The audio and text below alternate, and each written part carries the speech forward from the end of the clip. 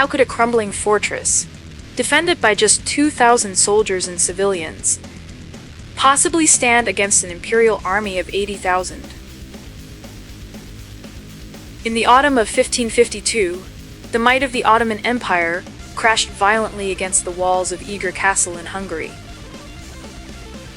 What followed was not a swift conquest, but a 38-day struggle for survival, a resistance that would become a national legend. This is the story of impossible odds, unbreakable will, and a victory that echoed across Europe. The year is 1552. The shadow of the Ottoman Empire, magnificent and seemingly unstoppable, stretches deep into the very heart of Europe. Under the leadership of the ambitious Sultan Suleiman the Magnificent, the crescent flies high over much of Hungary. Great cities such as Buda and Temesvar have already fallen, their defenses shattered by the formidable Ottoman war machine. Now, a new objective stands in sight: the small northern fortress of Eger. A massive imperial army, numbering in the tens of thousands, advances across the sun-scorched Hungarian plains under the command of the skilled Kara Ahmed Pasha. Their aim is to crush this final pocket of resistance and secure the northern territories as a safe zone. For the defenders of Eger, the cloud of dust rising on the horizon is not merely an approaching army. It is the embodiment of an empire's indomitable will, a spiritual storm of steel and fire, about to crash upon their walls.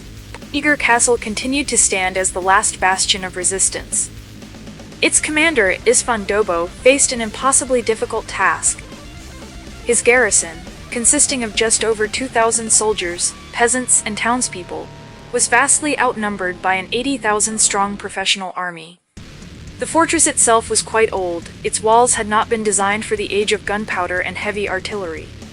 Yet within these stones, a spirit of unwavering determination took root. Dobó gathered his people, their faces marked by concern, but also by resolve. He administered a solemn oath to every man and woman, a promise to defend their homeland to the very end, and never surrender the castle to the invaders. In that moment of shared purpose, the weathered stones of Eger became more than just a fortress. They transformed into a symbol of a nation's struggle for survival, a final desperate line drawn in the sand against an overwhelming tide. The Ottoman assault began not as a single strike, but as a relentless, 38-day struggle of iron and fire.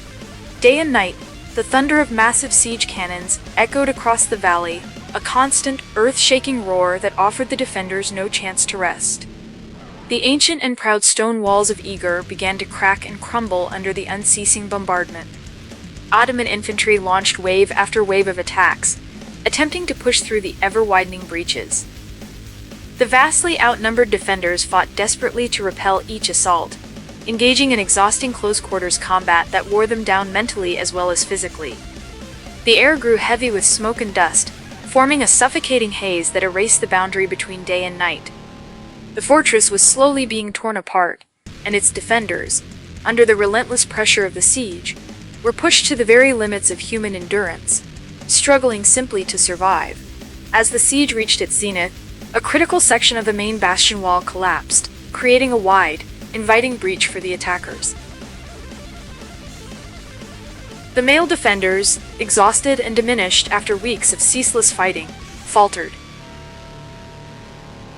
It was in this moment of extreme peril that the women of Eger emerged from the cellars and courtyards, not as bystanders but as fierce combatants. Armed with whatever they could find, rocks, cauldrons of hot water and pitch, and simple tools, they rushed to the breach. Their sudden, ferocious appearance on the walls was a profound shock to the Ottoman soldiers, who were unprepared for this new wave of resistance. These women, fighting for their homes and families, held the line with astonishing bravery, their actions transforming the desperate defense into a legendary display of collective resolve, turning the tide at the most crucial moment of the battle.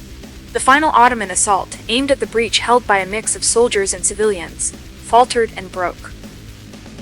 The ferocity of the defenders, combined with the unexpected resolve of the women, shattered the morale of the attacking forces. Exhausted, low on supplies, and unnerved by the almost supernatural defense of the fortress, The Ottoman commanders made a stunning decision. The siege was over. The great army, which had seemed an unstoppable force of nature, began to withdraw from the fields around Eger. From the battered ramparts, the handful of remaining defenders watched in weary disbelief as the vast encampment was dismantled, and the seemingly endless columns of soldiers marched away. They had held. Against all odds, the small fortress stood defiant. Eger's victory became more than a military outcome. It became an enduring legend, a powerful symbol of Hungarian courage and resilience that would inspire generations to come.